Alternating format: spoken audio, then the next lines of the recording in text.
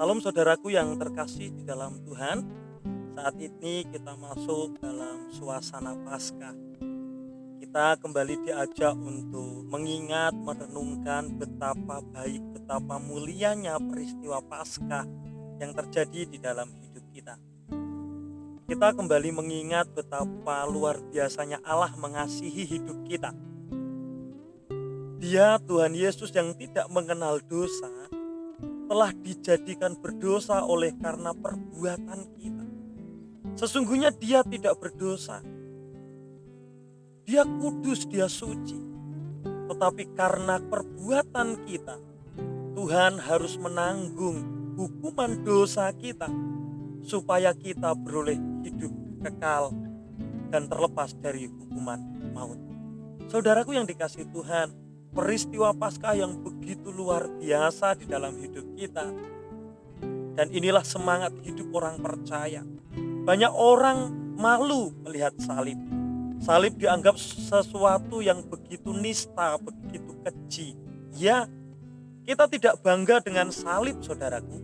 Tetapi kita bangga di mana Tuhan Yesus yang maha suci, maha mulia, rela disalib sebagai hukuman yang begitu hina pada saat itu, hanya demi saya dan saudara dapat memperoleh kehidupan yang lebih baik, bahkan kehidupan kekal sebagai harta mulia daripada Allah untuk kita, setiap orang yang percaya dan mengandalkan Tuhan. Belum masuk dalam situasi penyaliban Tuhan Yesus, kita terlebih dahulu disuguhi sebuah peristiwa tragis yang dialami oleh salah satu murid Tuhan Yesus yang bernama Yudas Iskariot.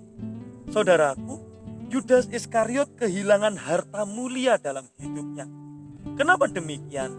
Kalau kita melihat dalam Injil Lukas pasal yang ke-22 ayat 3 sampai ayat yang ke-6, saya akan membacakan untuk saudara. Yudas mengkhianati Yesus. Maka masuklah iblis ke dalam Yudas yang bernama Iskariot, seorang dari ke-12 murid itu.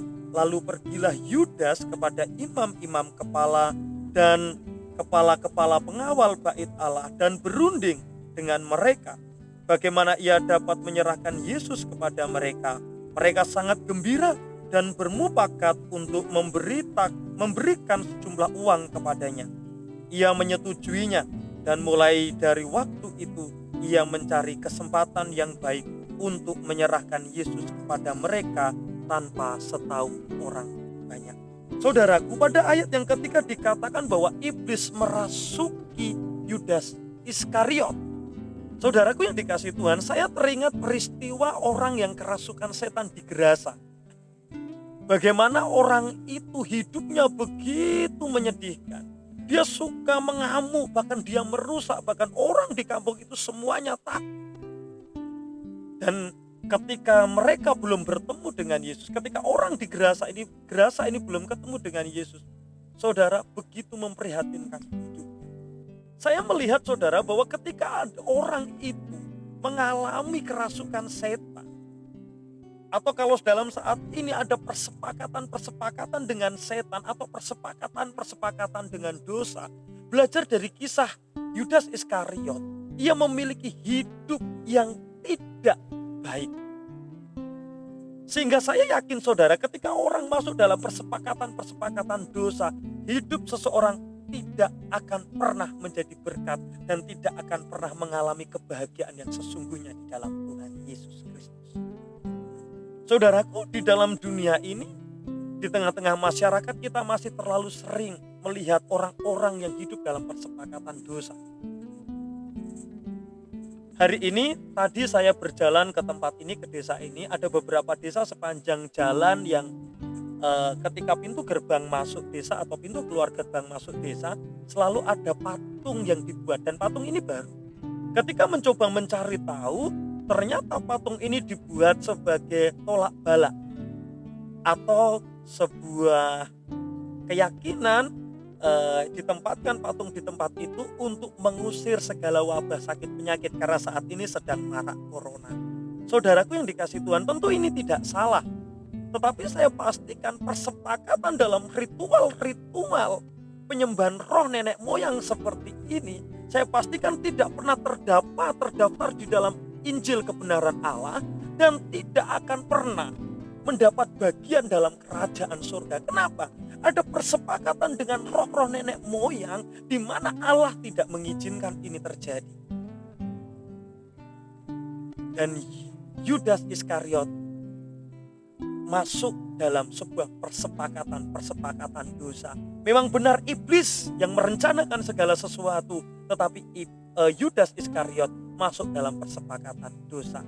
Sehingga saya melihat saudara kembali pada orang di Gerasa, bahwa orang tidak akan pernah mengalami kebahagiaan, bahkan hidupnya kacau, hidupnya rusak ketika iblis atau kuasa gelap merasuk di dalam hidupnya.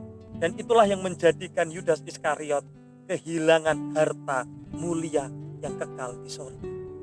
Selain itu saudaraku yang dikasihi Tuhan, kalau kita perhatikan pada ayat yang kelima, saudaraku, di sana ditunjukkan bahwa Yudas Iskariot bersepakat dan ingin menjual Yesus Kristus. Saudara, kita tahu bahwa Yudas Iskariot adalah orang yang memegang uang kas para rasul pada saat itu kemanapun mereka berjalan. Nah saudara, dalam terjemahan lain Yudas Iskariot disebutkan sebagai seorang pencuri atau seorang pembohong. Nama Yudas Iskariot. Dan ini menunjukkan pada bahwa Yudas Iskariot tidak memiliki kejujuran, bahkan ada nilai ketamakan dalam hidup.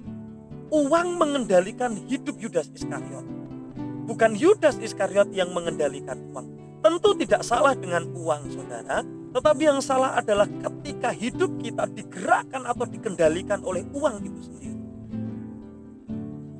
Bahkan saudaraku yang dikasihi Tuhan, kita melihat pada akhir dari cerita Yudas Iskariot, ia menjual Tuhan Yesus Kristus dengan 30 keping uang. Ya. Saudaraku yang dikasihi Tuhan, berhati-hati dengan uang, karena uang bisa merubah banyak orang. Dengan uang, dengan cinta pada uang, orang bisa menjual hak milik orang lain. Karena cinta, karena uang, orang bisa menjual apa yang menjadi hak orang lain, kepunyaan orang lain, bahkan usaha orang lain, rela menipu. Semua dilakukan karena cinta uang. Bahkan dalam bangsa ini ada tokoh-tokoh koruptor, dan mereka semua oleh karena mencintai uang, dan uang menjadikan orang hidupnya tidak benar. Uang bisa menjadi berkat, tetapi uang juga bisa menjadi laknat. Saudaraku yang dikasihi Tuhan, mari kita berhati-hati dengan uang. Sebagaimana Yudas Iskariot jatuh karena uang, kita juga perlu berhati-hati dengan uang. Dan yang ketiga saudara, yang mengapa Yudas Iskariot kehilangan harta mulia dalam surga adalah keputusannya yang salah. Kalau kita memperhatikan dalam ayat yang ke-6 saudaraku, Yudas Iskariot pada akhirnya menjual Yesus kepada imam-imam kepala dan pada pemuka-pemuka agama Yahudi pada saat itu. Ini adalah sebuah keputusan yang salah. Yudas bersama dengan Yesus setiap hari. Yudas melayani, Yudas melihat mujizat, Yudas bersama-sama dengan Yesus. Bahkan Tuhan Yesus adalah guru dari Yudas itu sendiri. Tetapi ternyata Yudas memilih menjual Yesus hanya demi uang. Saya teringat dengan kisah Maria yang mengurapi Tuhan Yesus pada saat itu dengan minyak narwastu yang sangat mahal. Ketika Yudas melihat saudaraku, Yudas mengatakan, bukankah minyak ini lebih baik dijual? Karena ada orang miskin di luar sana yang bisa kita tolong. Saudaraku, dengan alih-alih menolong orang miskin, sesungguhnya Yudas Iskariot sedang ingin memperkaya diri sendiri. Karena kalau minyak itu dijual, maka minyak itu, hasil dari penjualan itu akan masuk dalam kas yang dipegang oleh Yudas Iskariot. Saudaraku yang dikasihi oleh Tuhan Yesus Kristus, ya, Yudas mengambil sebuah keputusan yang fatal. Dia mengenal, dia tahu, dia bersama, bahkan dia menjadi saksi hidup dari setiap pelayanan Tuhan Yesus Kristus. Tetapi Yudas memilih untuk menjual. Bahkan dia sebagai seorang pribadi yang mengkhianati Yesus Kristus.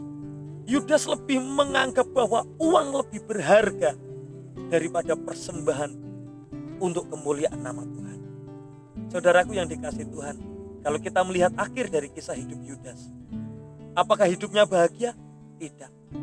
Akhir dari kisah hidup Yudas, Yudas sendiri pada akhirnya dihantui oleh kecemasan-kecemasan dalam hidup.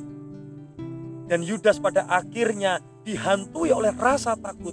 Dan pada akhirnya dia mengakhiri hidupnya dengan menggantung diri. Dan ketika dia menggantung diri, dia terjatuh dan perutnya terbelah dan seisi perutnya keluar. Saudaraku yang dikasihi Tuhan, adakah yang dilakukan Yudas Iskariot menjadi sesuatu yang membanggakan? Tidak. Bahkan keputusannya menjadikan hidupnya rusak, menjadikan hidupnya menjadi tidak berharga oleh karena hidupnya yang tidak. Saudaraku yang dikasihi Tuhan, mari masuk dalam sebuah renungan Paskah pada saat ini.